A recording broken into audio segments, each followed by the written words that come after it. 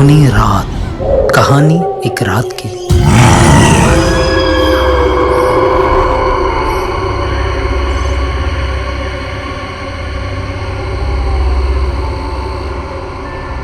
कहते हैं कब्रिस्तान में कई किस्म के राज दफन होते हैं। हमें अपनी रोज़मर्रा की ज़िंदगी में कब्रिस्तान से दूरी इख्तियार करनी चाहिए। अगर हमारा रुझान कब्रिस्तान, कब्र और मुर्दा लोगों की तरफ बढ़ जाए तो ये हमारे लिए नुकसान का बायस भी बन सकते हैं। हमारी आज की कहानी का मरकज़ी मौजू भी कब्रिस्तान ही है। कामरान एक नहायती ज़हीन और समझदार लड़का था। उनके वालिद का ट्रांसफ़र अनकरीब ही सऊदी अरब से पाकिस्तान कराची के इलाके क्लिफ्टन में वाक़ सऊदी एम्बेसी में हुआ था, जिसकी वजह से इन्हें तारिक रोड से अपना घर शिफ्ट करके क्लिफ्टन में सेटल होना था।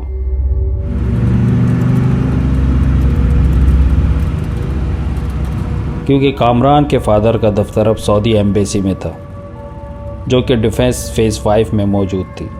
लिहाजा कामरान के फादर को एक फ़्लैट मिल गया जो इनके दफ्तर से कुछ ही फासले पर वाक़ था।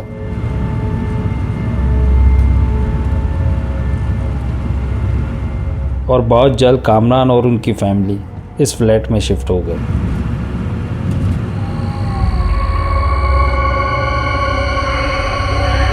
ताज्जुब की बात यह थी कि इस अपार्टमेंट के बिल्कुल सामने डिफेंस का कब्रिस्तान मौजूद था और कामरान के बेडरूम की खिड़की के मनाजिर कुछ ऐसे थे जैसे ही खिड़की खुलती सन्नाटे और वहशत ज़दा कब्रिस्तान के मनाजिर उसकी आंखों के सामने होते।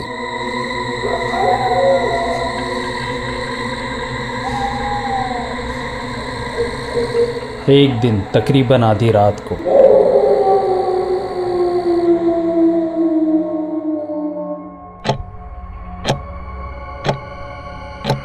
रात के तकरीबन 2 बज रहे थे और कामरान अपने कमरे में सो रहा था कि अचानक उसकी आंख खुली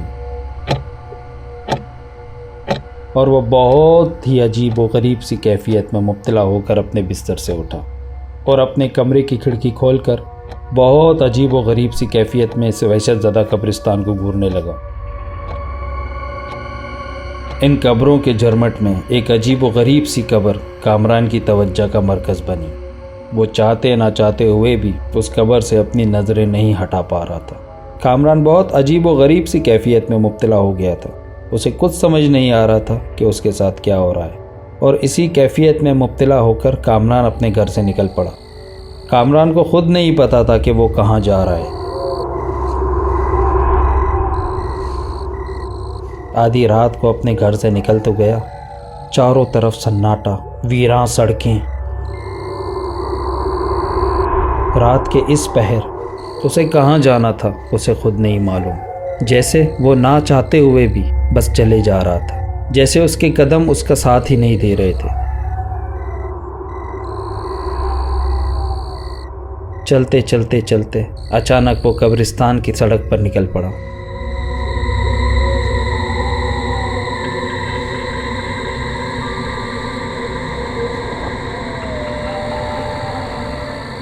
जैसे ही वो कब्रिस्तान के गेट पर पहुंचा, वहां पर उसे एक बूढ़ा आदमी नजर आया। उसके चेहरे से बहुत अजीब व गरीब सी वहशत छलक रही थी। उसके एक हाथ में लाठी थी और एक हाथ में लैंटर्न पकड़ा हुआ था। वो कामरान की तरफ आने लगा।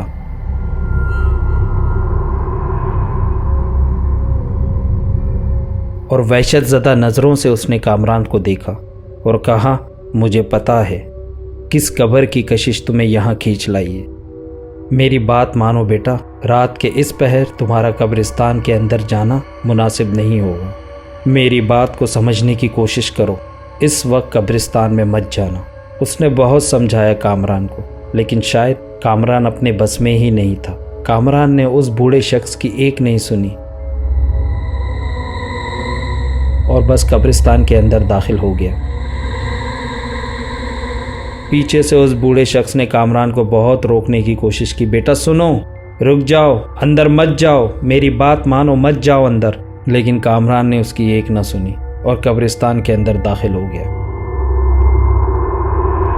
चारों तरफ सन्नाटा, अंधेरा और ये वहशत ज़दा कब्रिस्तान की खामोशी। दिल को दहला देने के लिए काफ़ी थी।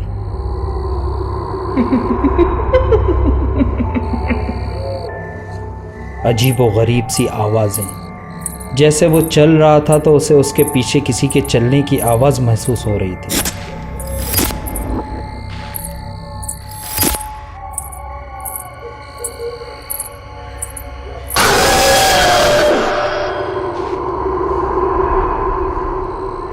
चलते चलते चलते एक कब्र के पास जाकर कामरान रुक गया।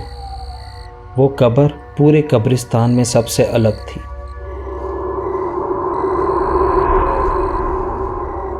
रात के इस पहर उस कब्र से धुआं निकल रहा था।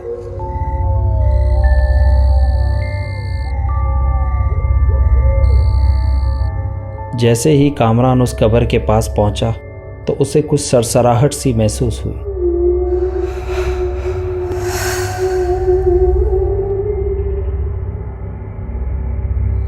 उसने कान लगा के सुनने की कोशिश की तो उसे उस कब्र से आवाज़ आने लगी।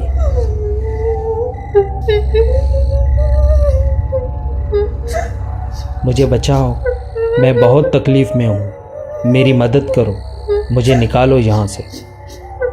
जैसे ही ये आवाज़ें सुनी कामरान बहुत डर गया, घबरा गया। उसे कुछ समझ नहीं आ रहा था और वो वहाँ से निकला और भागने लगा। भागते भागते भागते अजीबो गरीब सी उसे आवाज़ें सुनाई दे रही थी।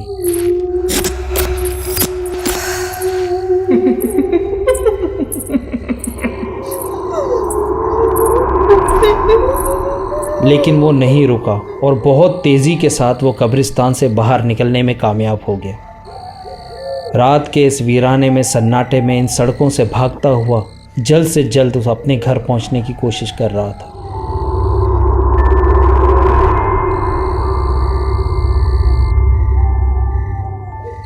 जैसे ही वो अपने घर पहुंचा और वो बिस्तर में घुस गया, बहुत घबराया हुआ था। लेकिन बस बहुत मुश्किल के बाद फजर के वक्त कामरान की आंख लग गई।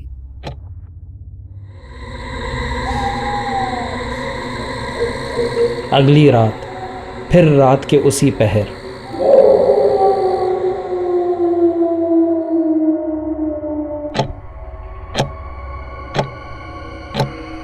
तकरीबन 2 बज रहे थे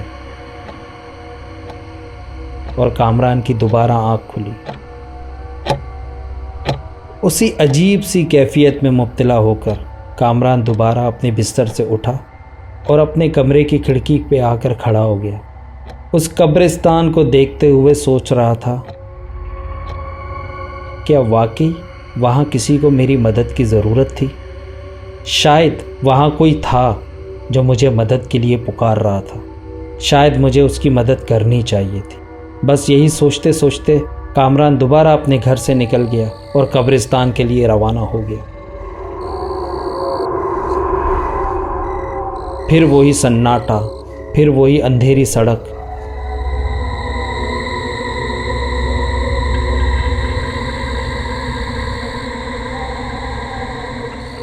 चलते चलते दोबारा वो कब्रिस्तान में दाखिल हो गया।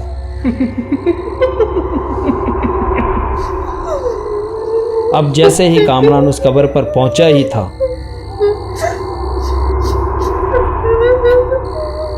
कि बहुत अजीब व गरीब तरीके से वो कब्र लरज़ने लगी। एक ज़ोरदार धमाके से वो कब्र फटी और एक खौफनाक चुड़ैल उसके अंदर से निकली। उसकी आंखों में एक वहशत थी। वो चुड़ैल कामरान पर हमला आवर हो गई। बहुत मुश्किल से लाख जतन करके कामरान ने उस चुड़ैल से अपनी जान बचाकर भागने की कोशिश की।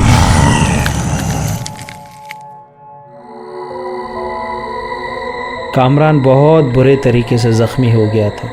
उसके सर से, नाक से, हाथ पैरों से खून बह रहा था। बहुत मुश्किल से जान छुड़ा के कामरान वहाँ से निकलने में कामयाब तो हो गया, लेकिन जैसे ही कब्रिस्तान के दरवाजे पर पहुंचा तो उसे वही बूढ़ा शख्स मिला। उस शख्स ने कहा, बेटा मैंने तुम्हें पहले कहा था इस कब्रिस्तान के अंदर मत जाना, ये वक्त तुम्हारे लिए मुनासिब नहीं है। चलो आओ, मैं तुम्हें एक चीज़ दिखाता हूँ। कामरान की कुछ समझ नहीं आ रहा था कि ये मेरे साथ क्या हो रहा है, लेकिन वो फिर भी उस बूढ़े आदमी के साथ उसी कब्र की तरफ जाने लगा। जैसे ही वो बूढ़ा शख्स और कामरान उस कब्र के पास पहुंचे तो दिल दहला देने वाले मंजर नज़रों के सामने थे। कामरान ये मंजर देखकर दंग रह गया। उस कब्र के पास एक शख्स की लाश पड़ी हुई थी। वो शख्स कोई और नहीं, वो कामरान ही था।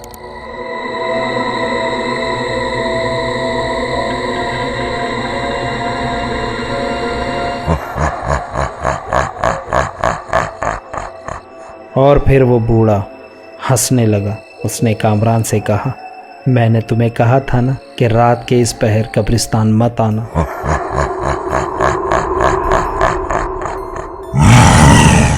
हाय गाइस, उम्मीद है वीडियो आपको पसंद आई होगी, तो प्लीज़ लाइक करें, सब्सक्राइब करें और बेल आइकन पे ज़रूर क्लिक करें। और हो सके तो हमें इंस्टाग्राम पर भी फॉलो करें। हमारी ये एफर्ट सिर्फ आपके लिए और हमें आपकी सपोर्ट की बहुत ज़रूरत है। मिलेंगे फिर एक नई वीडियो के साथ।